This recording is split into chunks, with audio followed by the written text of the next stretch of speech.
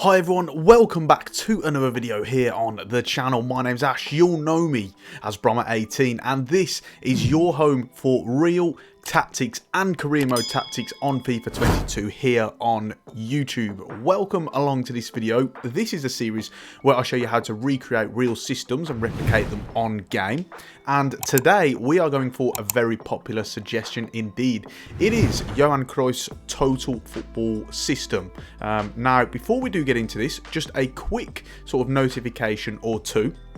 If you haven't done so already, make sure to subscribe to the channel and ring the bell so that you get notifications every time I upload. And also, don't forget to check out my Patreon, where you can get access to, on top of a whole range of really great perks and rewards, you can also get access to my FIFA 22 custom tactics package, where I show you how to recreate real systems, but I go in depth. So basically every tactic we cover, I give you rankings, ratings. This is going to be a very popular one, and it's going to be very high in the ratings. You can see that all on my Patreon, as well as exclusive tactics videos as well. As a recording this, I'm about to upload my very first exclusive tactics video for FIFA 22, and that is Marco Silva's Fulham. So make sure to go and check that out as well. And on that note, let's get into it. Right then, what do we have? So it's important to note that total football is not necessarily a set formation. Now, under Cruyff, Barcelona, and also Ajax as well, but we're looking at Barcelona here, just because I felt that their team was a bit more suited, although you could do either really. They've got a lot of players suited to this system. It's not just about a certain formation. Now, we've gone for the 3-4-3, however, sometimes they play a 4-4-2 or a 4-3-3. There are multiple different formations. The reason why I've gone for the 3-4-3 is because it's very different to what we see today. It's obviously different to what we've covered on the other formations on the channel. Usually they're 4-3-3. So there's a lot of different intricacies to it.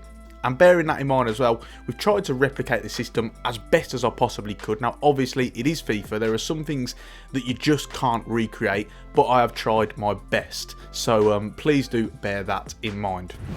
Right then, what do we have? So as we said, we're going for the 3-4-3 system, and as a result, you've got to make a few changes here. So it's important to set it to this 3-4-3 diamond, which if I have a look here, we have that. However, there are a couple of changes. One, the left midfielder and right midfielder will be changed to left central midfielder and right central midfielder. That's very important.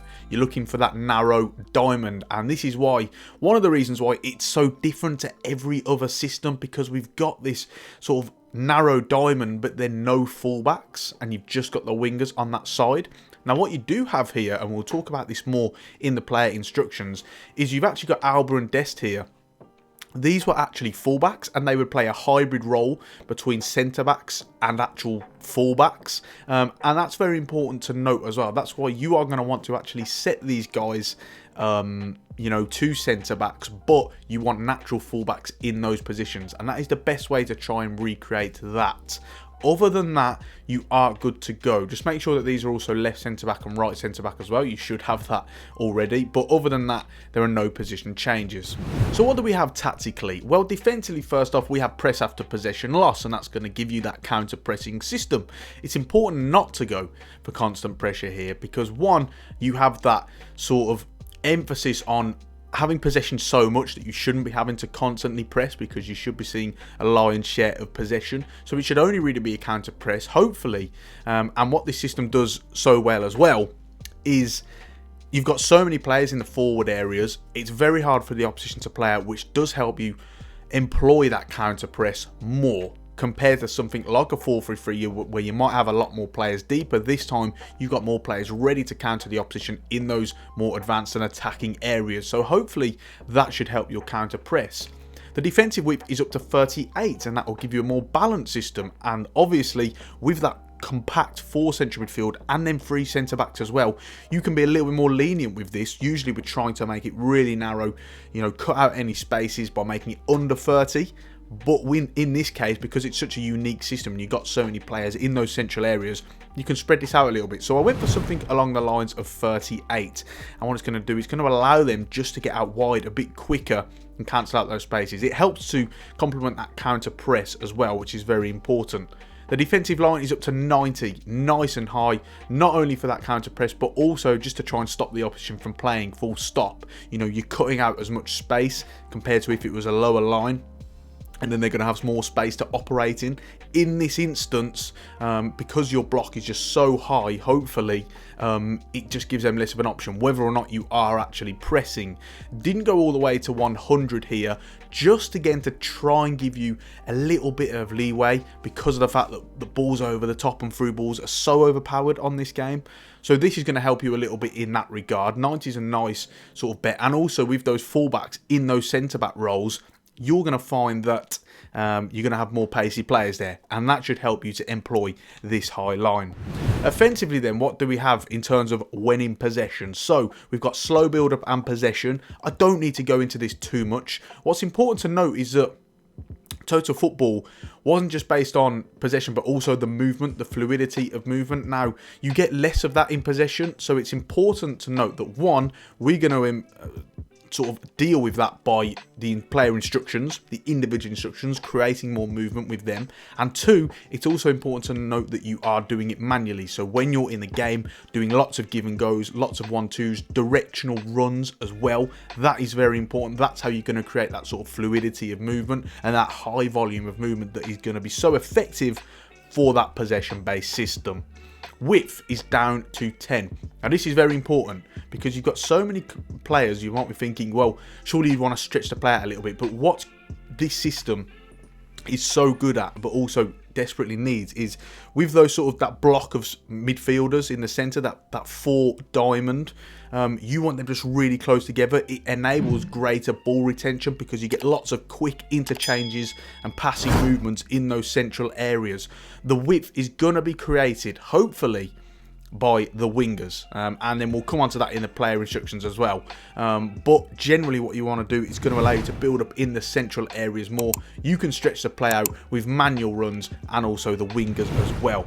Players in the box is up to 8, and this will give you 4 in the box. Hopefully it should be the 3 wingers and also the attacking midfielder as well. You may also get, in case a winger is crossing the ball in, you may get one of the central midfielders, in this case getting into the box. But other than that, you know, 8 is a nice rounded figure there. Finally, we set pieces. The corners is up to 4 to make sure you've got all the centre-backs in the box, or, well, the 1 in this case, and also just as many targets as you possibly can, and that will help you more in the corners.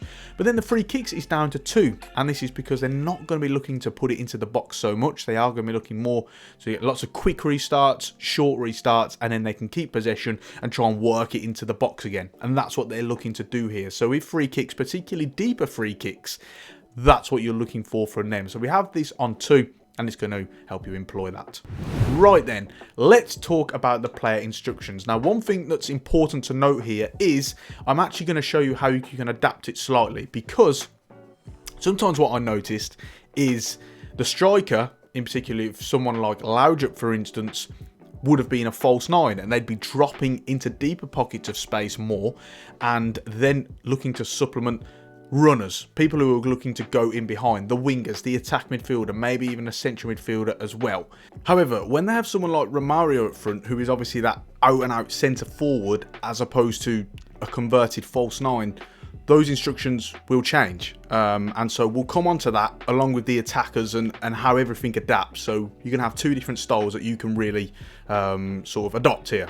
So first things first, with the keeper, ter Stegen in this case, we have him on sweeper keeper and also comes for crosses as well. And so the sweeper keeper, naturally you're going to need that when you're playing such a high line. Now, they don't really do a good job of it, but I do set it to that anyway. Lots of work needs to be improved on that. What they do a good job on is coming for crosses. It does relieve a lot of pressure from you in those crossing situations.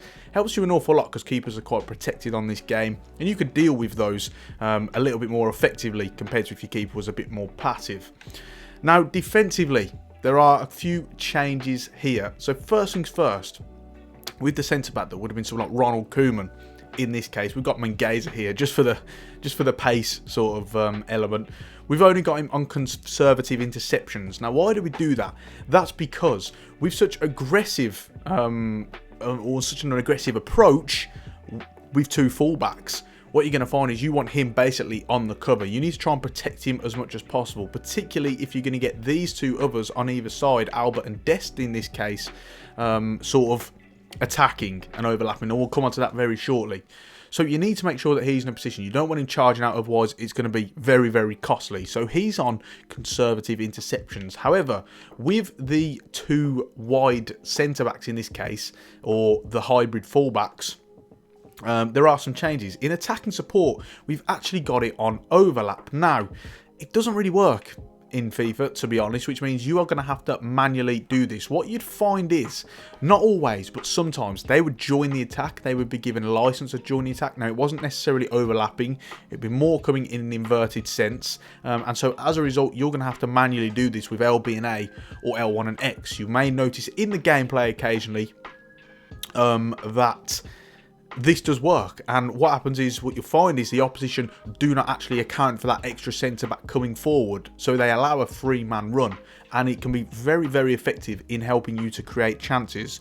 So in this case, we've got them on overlap, but as I say, doesn't really work very well, so you are going to need to manually do that. Next up with Frenkie de Jong, which would have been the Pep Guardiola role. Now, again, in this case, what we have is an instance where he would actually drop into centre-back sometimes, and he would help to create a back four. That's to help the protection, but obviously, you can't do that in FIFA, and that's a little bit where I was speaking about at the start of the video. You can't replicate everything. We can only do as best as we can. So in this case, we've got him on stay back while attacking, just to make sure he's acting as that pivot, and we've also got him on cut passing lanes as well. Man marking doesn't work in this game, but in this case, you've got more of a zonal press as opposed to a man or lane press. So we've gone for cut passing lanes. Defensive position, very important that you have him on cover centre. And this plays in with positioning freedom as well, which is stick to position. And you might think because he's that sort of deeper playmaker that he would be on free roam to try and show for the ball. Not in this case, because you've got two central midfielders ahead of him who are wide central midfielders.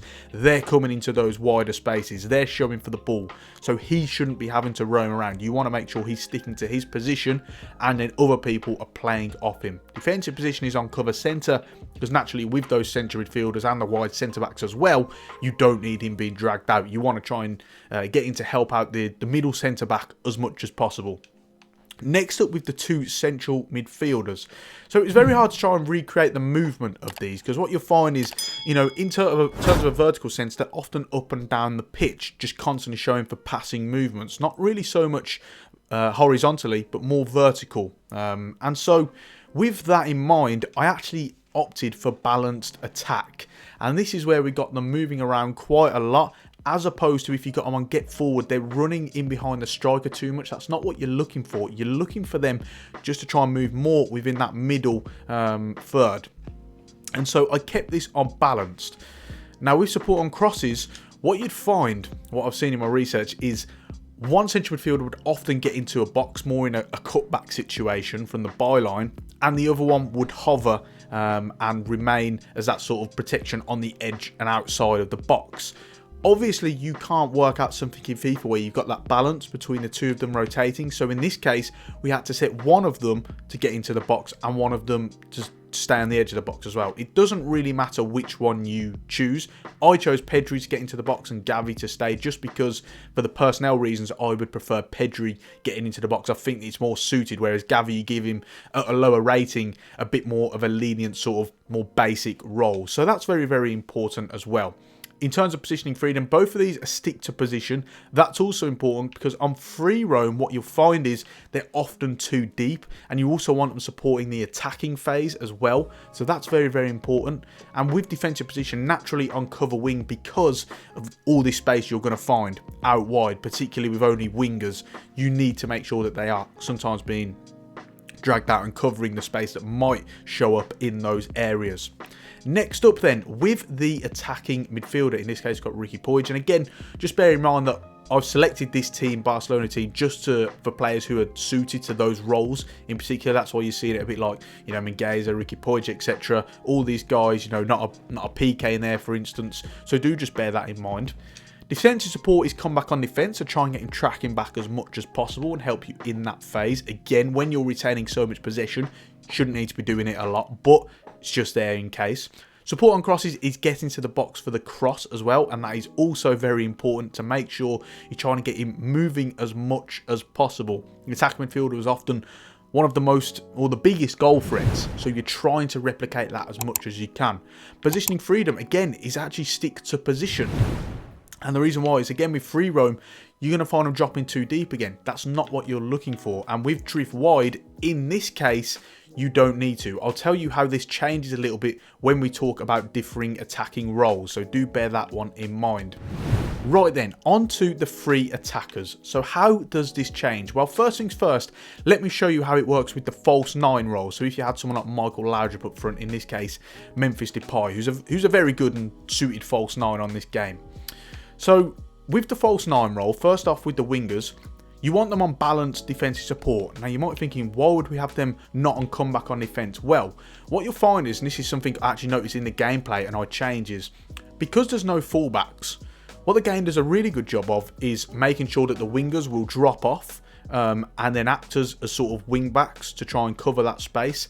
Now usually this only happens when it's wide midfielders, but it also happens when there's wingers as well. But obviously, because this is such a unique formation, it's rare that you have a system with no fullbacks but no wide midfielders either, only wingers.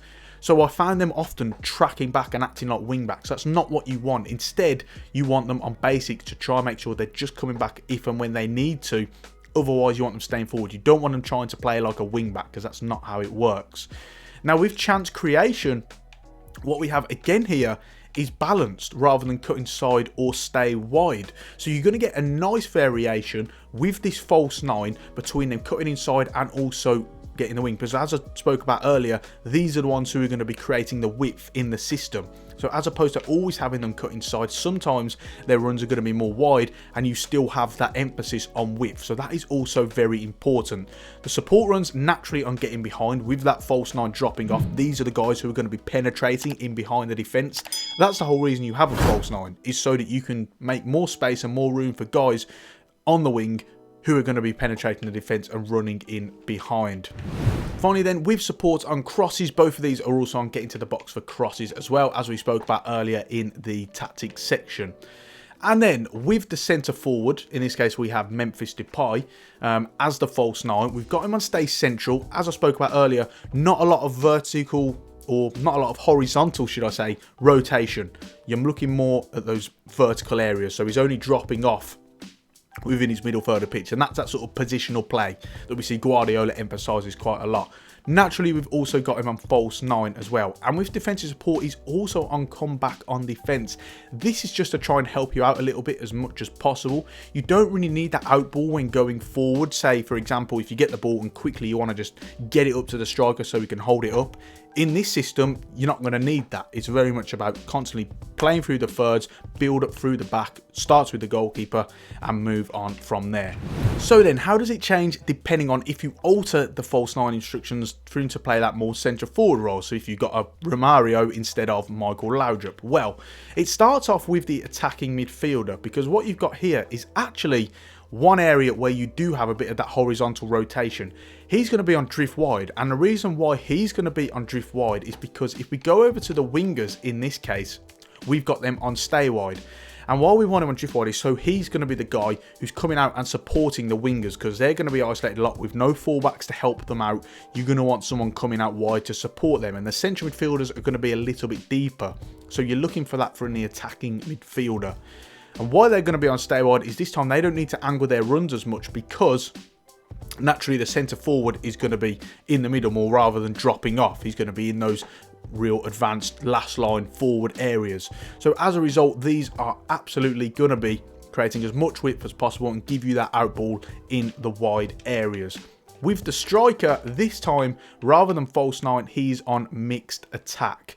So the reason why you'd want to do this, and in terms of whether or not you want to go for the false 9 or whether you want to go for the sort of more balanced central forward role, I personally preferred the false 9, and I'd advise you guys to play that way instead. But perhaps you're looking for someone who's just going to be that target up front. You want someone to play off, a bit more link up play on the last man sort of thing, and in the box, etc. So that's going to enable you to do that. Perhaps that's sort of just more personally suited to the way that you play.